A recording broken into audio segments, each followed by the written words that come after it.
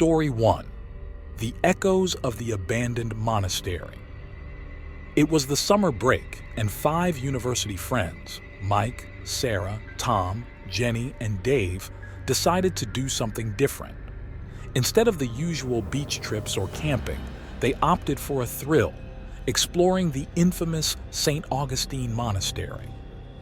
Isolated deep within a dense forest, the monastery had long been abandoned and was rumored to be haunted. Local legends spoke of mysterious disappearances and eerie occurrences that plagued the area. For the thrill seekers, it was a perfect adventure. The group packed their gear, flashlights, cameras, and a few snacks, anticipating a day of spooky fun and ghost stories. None of them believed in ghosts, but the thrill of the unknown was irresistible. The hike to the monastery was challenging, the thick forest closing in on them as they made their way along the barely visible path. The air grew cooler, and an unsettling silence surrounded them as they approached the ancient structure. The monastery stood imposing and silent, its stone walls covered in ivy and moss. The windows were dark, and the once grand entrance was now a gaping, ominous hole. "Here we are," Mike announced, trying to keep the excitement in his voice. "St. Augustine Monastery. Ready for some ghost hunting?" The group laughed nervously and stepped inside. The air was thick with dust, and the faint scent of decay lingered. Their flashlights cut through the darkness, revealing long corridors and rooms filled with relics and old furniture.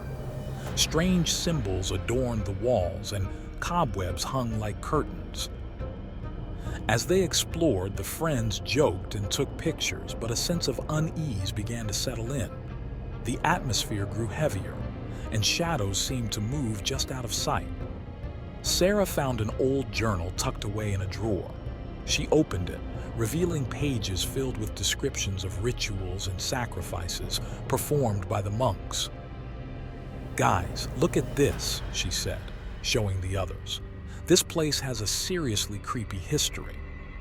"Perfect for our adventure," Tom replied, grinning. "Let's keep moving." But as they ventured deeper, the unease turned to fear. Whispers echoed through the halls, and they felt as if they were being watched. Shadows danced at the edge of their vision, and the temperature seemed to drop with every step. Night fell quickly, and the monastery's true nature began to reveal itself. The whispers grew louder, almost as if the walls themselves were speaking. The friends started experiencing hallucinations, seeing figures in monk robes disappearing around corners and hearing footsteps that weren't their own. Tom, who had always been the bravest, began acting strangely. He stared at the symbols on the walls and muttered to himself. One moment, he was with the group.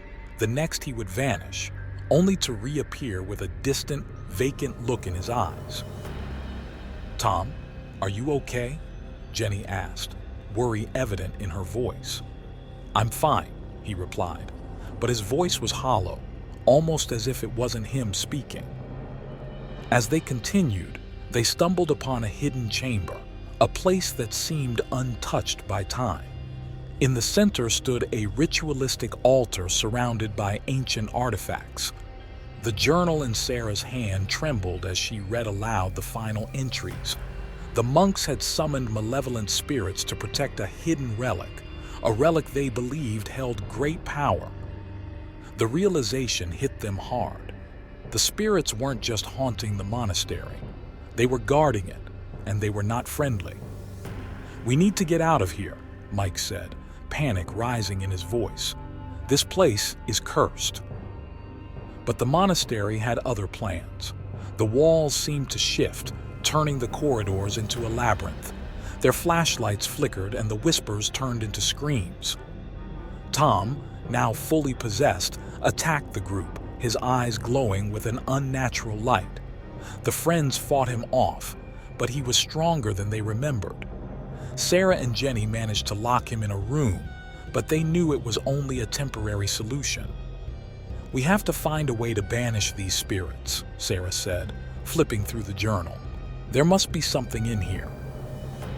They found a reverse ritual described in the final pages, a dangerous procedure that could banish the spirits but required them to perform it at the altar.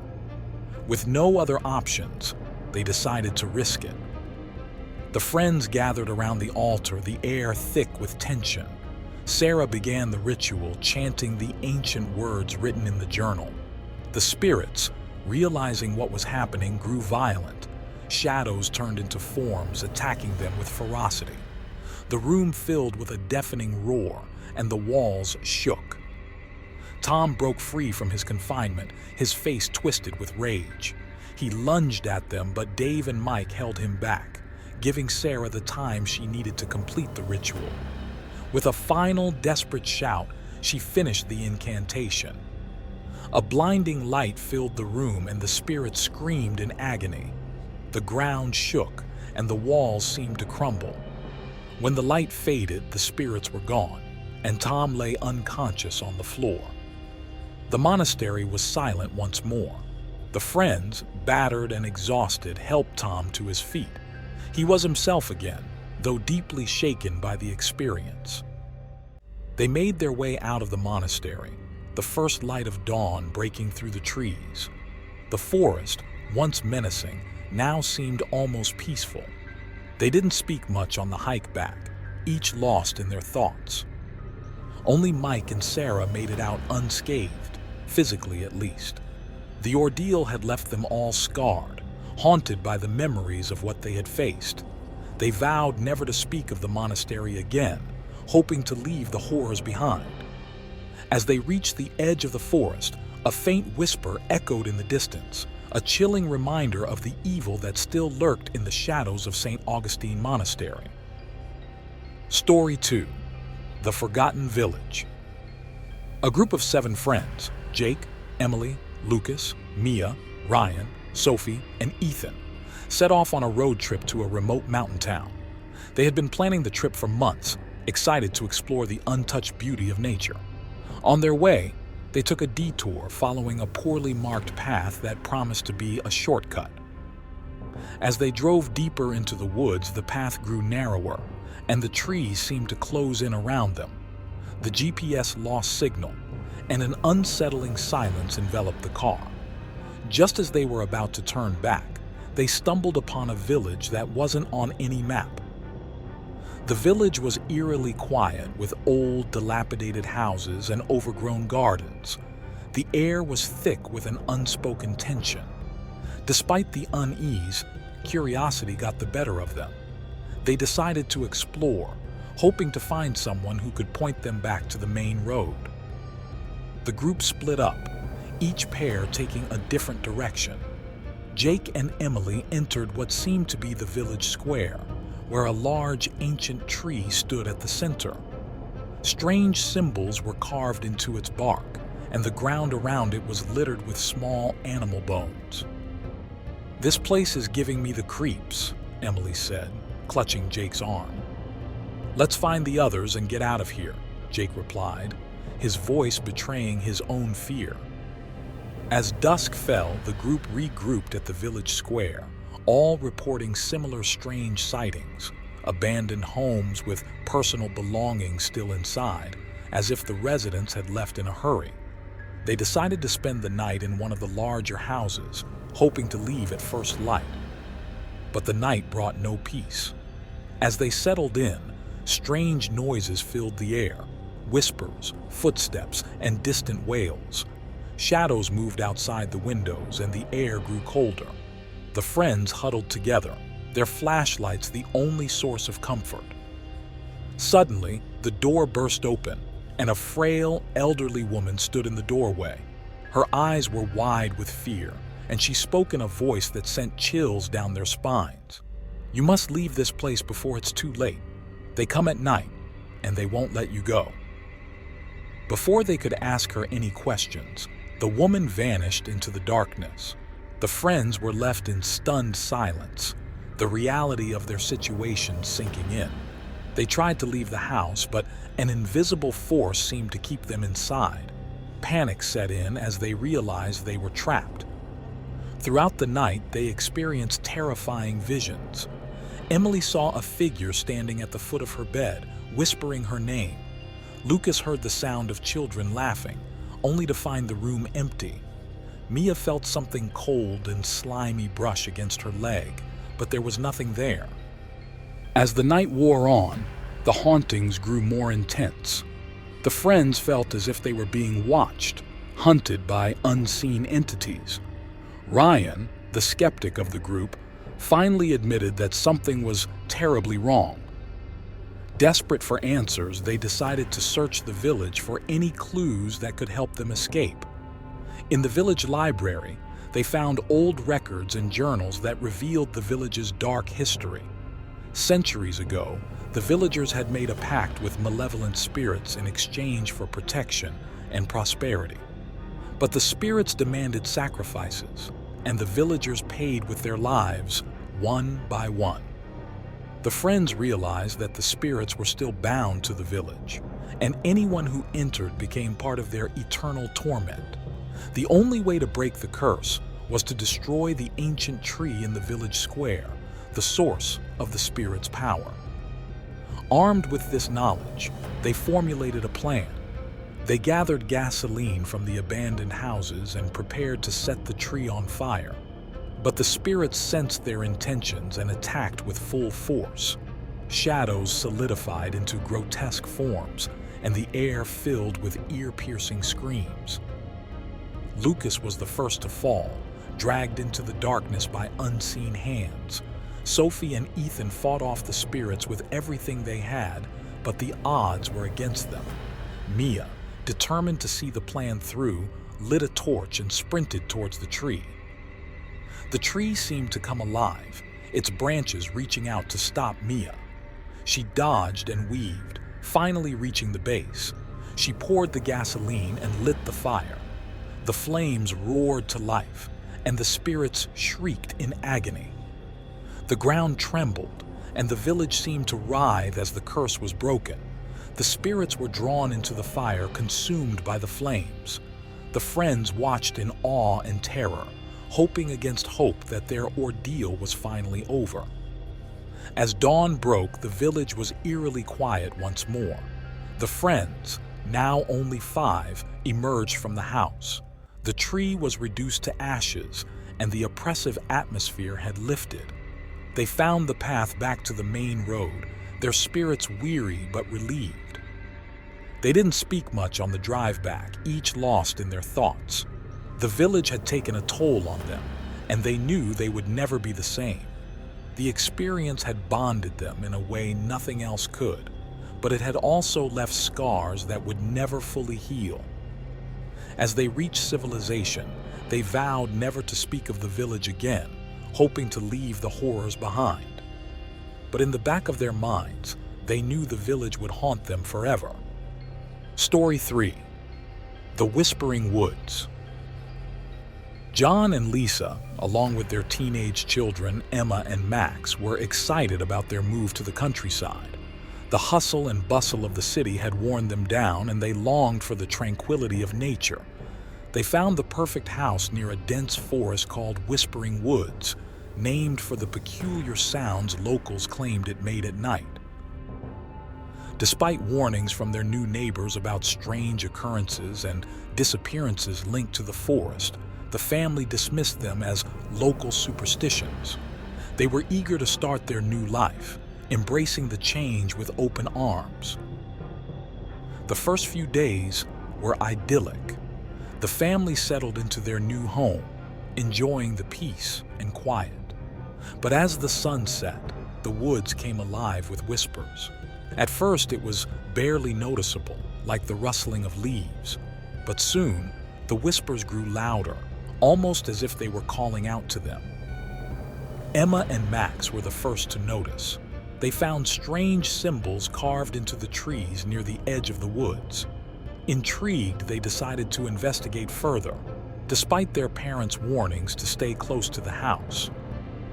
One evening, while exploring, they stumbled upon an old abandoned cabin deep in the forest. Inside, they found cryptic carvings and strange artifacts, including a worn-out diary that seemed to be written by a previous resident. Back at the house, Emma and Max showed the diary to their parents. Lisa began reading it aloud. The entries were filled with descriptions of rituals and sacrifices, hinting at a dark history.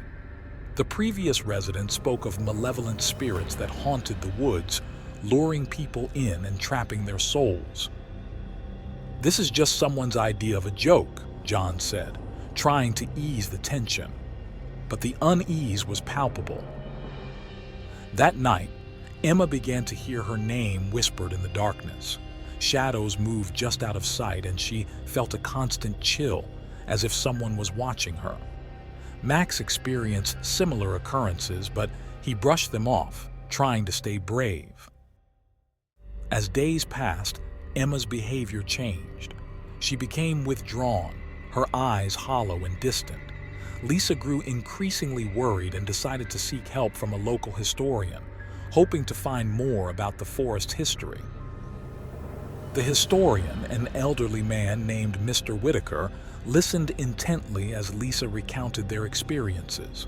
He revealed that the forest had a dark past, dating back centuries. It was a place of ancient rituals where spirits were summoned and bound to protect a powerful relic hidden in the woods. The spirits were vengeful and sought to trap anyone who ventured too close. Mr. Whitaker explained that the only way to save Emma was to perform a counter-ritual at the heart of the forest, where the spirit's power was strongest.